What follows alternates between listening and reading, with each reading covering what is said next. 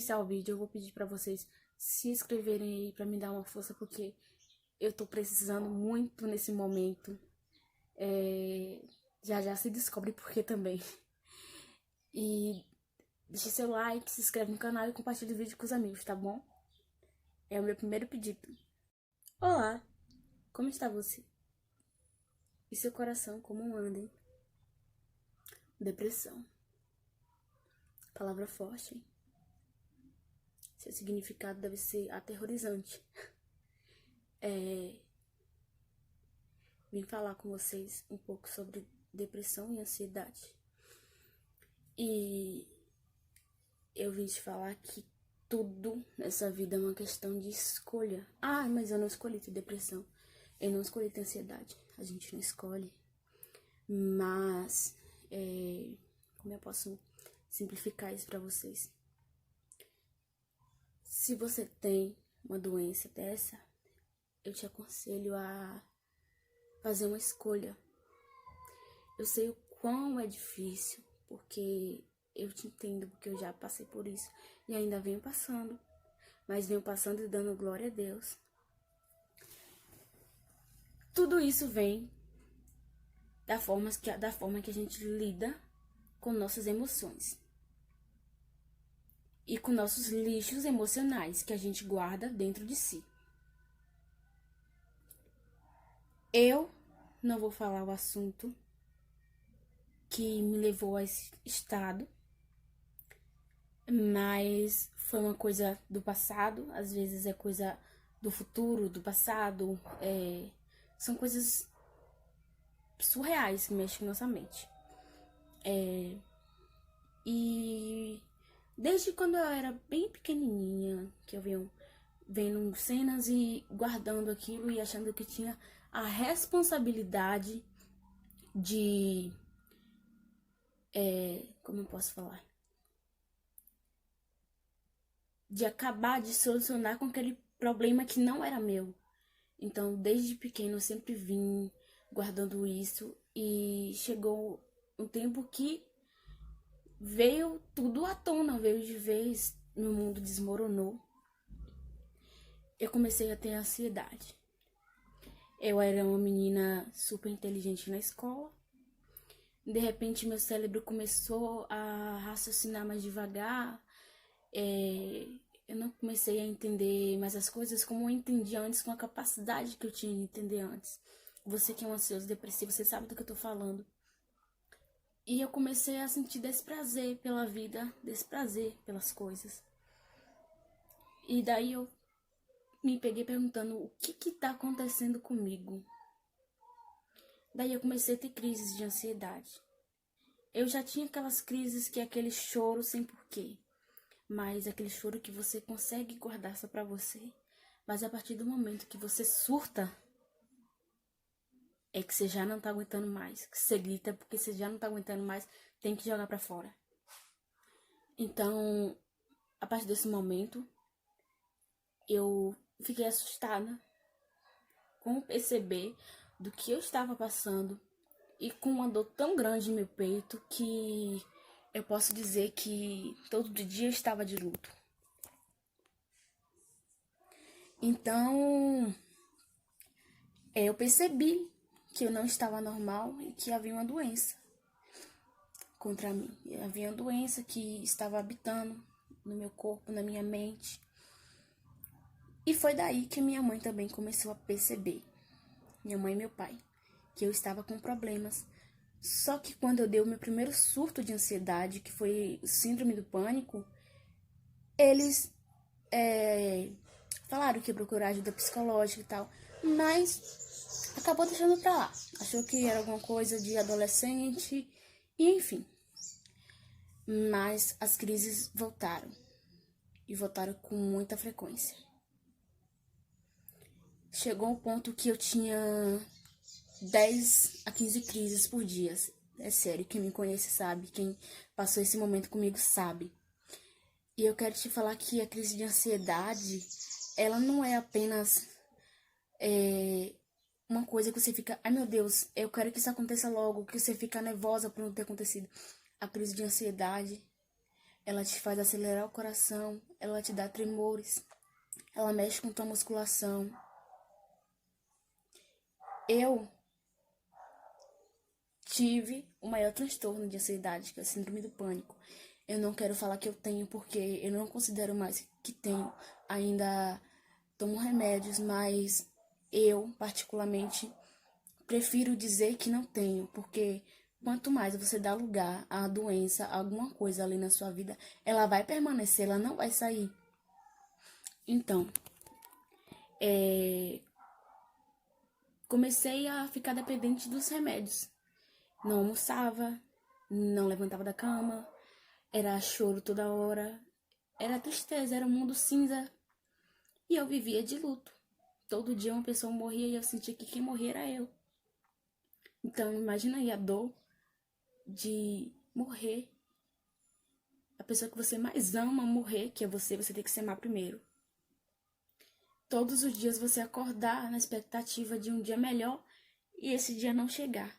Então, assim é a vida de um depressivo, de um ansioso. Mas eu quero te falar que tudo é uma questão de escolha. Eu escolhi viver, mas para mim fazer essa escolha foi difícil. Quantas e quantas vezes houve tentativas de suicídio? A minha última foi recente, eu não vou mentir. Foi no dia 4 de abril deste ano, agora de 2020.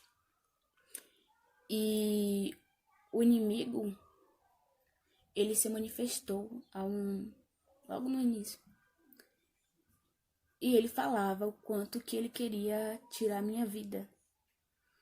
Um dia estávamos reunidos, a família, na casa da minha tia, e ele se manifestou e falou quanto que ele tinha sede por mim e quanto tinha sede de me matar na pista. Você tá entendendo a gravidade disso? Que é uma família ouvir isso?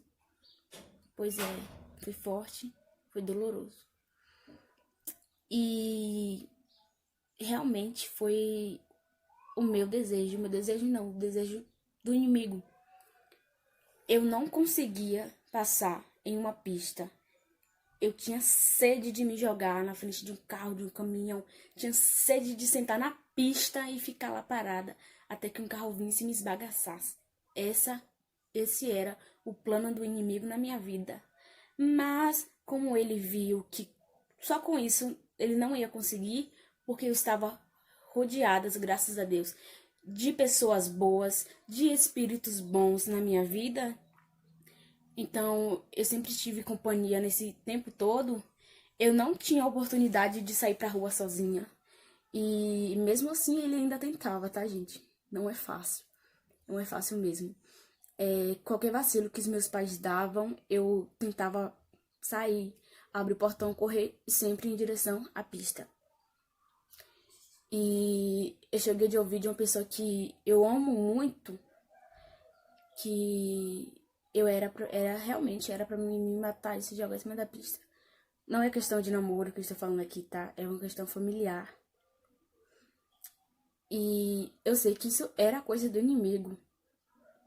Mas como a mente de um depressivo, cara, só habita tristeza ali dentro.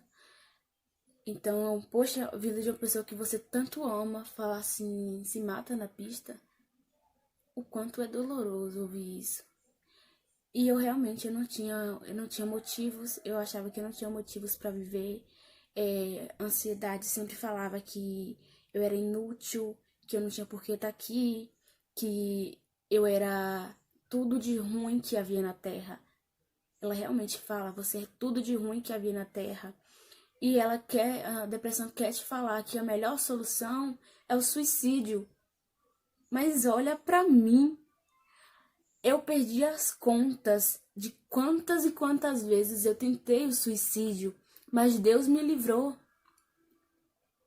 Você tá entendendo? Dessa última vez que eu tentei o suicídio, foi quando eu comecei a dar o máximo de valor à vida que eu posso. Hoje eu quero viver. Hoje eu não quero morrer. Então, eu tomei vários remédios e fui parar num hospital. E quando eu cheguei lá, me colocaram no soro. Dessa vez não precisou fazer lavagem, mas teve outras vezes que foi preciso.